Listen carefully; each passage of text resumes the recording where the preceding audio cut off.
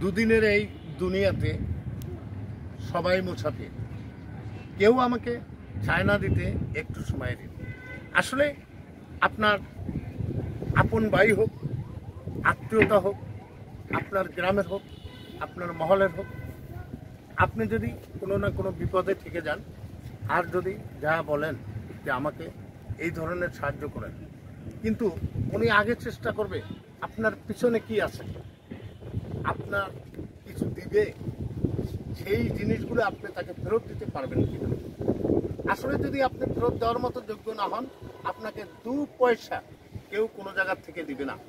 আর এমন একটা জায়গা আপনার খোলা আছে যেখানে অগণিত স্বর্ণ অলঙ্কার, হীরামুক্তা কাঞ্চন, আপনি যা চান, জমিদারি চান, যদি ঠিক মতো একবার চাওয়ার মতো আপনি চাইতে পারেন, সেই সৃষ্টির বাদশা রব্বুল ইজ্জতের কাছে চাইলে আপনাকে সে দিয়েও দিতে পারে, আপনার জীবন হতে পারে ধন্য। আর যারা শুধু মানুষের কাছে দাঁড়ে দাঁড়িয়ে হাত বাড়ায়, তারা এরকম কোনো পথ তারা খুঁজে পায় নাই বিদায়ী অনেক ত্যাগ সহ্য করে মানুষের দরজায় ঘুরছে আর মানুষের কাছে হাত বাড়াইছে। আসলে পূর্বের কথা ছিল নবীর শিক্ষা, করোনা ভিক্ষা, মেহনত করে খাও। আর যদি কিছু চাইতে হয় আল্লাহর কাছে চাও। আজকের সেই দিনগুলি আমরা দেখছি ভুলে গেছি। ভিক্ষার হাত অনেক বেড়ে গেছে, ভিক্ষার হার অনেক বেড়ে গেছে। আর এই ভিক্ষাবৃত্তি একমাত্র মুসলমান এরাই ভিক্ষা করে। অন্য অন্য জাতিগুলা কেউ না কেউ তাকে সাহায্য করে এবং স্বাবলম্বী করে তোলে। আমাদের মুসলমানের ভিতরেই আমি একমাত্র দেখতেছি এই ভিক্ষা করা। আসলে যে ভিক্ষা করা ভালো নয়, এই কথাগুলো তাদের ভিতরে ঢুকে নেয়। আর এই সামান্য দুদিনের দুনিয়ায় বসবাস করার জন্য আপনি এই শান্তি উপভোগ করলেন, কিন্তু পরকালের শান্তির কথা আপনি খুঁজে নিলেন না, আপনার দেহের শান্তির কথা আপনি খুঁজে নিলেন না, আপনার মনের শান্তির কথা আপনি খুঁজে নিলেন না, আপনার জ্ঞানের দরজাগুলা আপনি খুললেন না।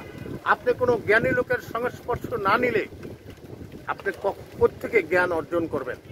আরে পাঠ্য জ্ঞান সীমিত জ্ঞান, আর অথৈ জ্ঞান হলো আধ্যাত্মিক জ্ঞান। আধ্যাত্মিক জ্ঞানের কাছে যদি আপনি পুষতে না পারেন, আপনি দেহরাজ্য সম্পর্কে কিছুই জানতে পারবেন না। আর যতক্ষণ পর্যন্ত আপনি পাঠ্য জ্ঞানে থাকবেন, সেটা সীমিত জ্ঞান। আর সীমিত জ্ঞানের ভিতরে থেকে একজন মানুষ 2 কুলের সুলতান হতে পারে না, 2 কুলের সুধা পান করতে পারে না। ঠিক আপনি একজন জ্ঞানী লোকের সংস্পর্শ নিলে, একজন সুফিবাদের কাছে গেলে, একজন পীর ও মাশায়েখের কাছে আপনাকে সারেন্ডার করলে, আত্মসমর্পণ করলে, তখন আপনি হবেন মুসলমান। আর মুসলমান হওয়ার পরে আপনি যেই ধরনের ইবাদত করেন না কেন, ওই ইবাদতই আপনার কাজে লাগে। আপনি নামদারি, অনেক টাকা পয়সা আছে, আপনি কি করতেছেন? দান খয়রাত করতেছেন, মানুষের সাহায্য সহযোগিতা করতেছেন, কিন্তু আপনি মুসলমানই হন নাই। এই ধরনের দান কোনো কাজেই আপনার লাগবে না। আপনার সর্বপ্রথম উচিত আপনাকে আত্মসমর্পণ করা, হাতে হাত রেখে বায়াতের দলিল নেওয়া, মোহাম্মদ ইসলামের নিচে আসা, পাকপাঞ্জাতনের ইসলামের কাছে আসা, হুসেনি ইসলামের পক্ষে থাকা। আপনি এজিদি, ওয়াহাবি, খারিজি, কওমি এদের কাছে গেলেন, এরা 500 টাকা দিলে 5 জনরে বেহেশতে পাঠাই দিবে। আপনার 14 গোষ্ঠী মিললে মোনাজাতের মাধ্যমে বেহেশতে পাঠাই দিবে, কিন্তু এটা পাঠাই দেওয়ার জিনিস না। আর বেহেশত আপনি ভালো কর্ম করছেন, আল্লাহ অবধারিত আপনাকে বেহেশতের 8টা দরজা খুলে দেবে। আর আপনি মন্দ কাজ করছেন, আপনাকে যত রকম মোল্লা মুন্সি দিয়ে আপনি এই দোয়া খায়ের করেন না কেন, কোনো কাজেই লাগবে না। ওই ইবাদত আপনার পরকালের কাজে লাগবে না। তাই পরকালের কাজে যদি আপনি ইবাদত কাজে লাগাইতে চান, সুফিবাদের পক্ষে আসেন, আহলে বায়াতের পক্ষে আসেন।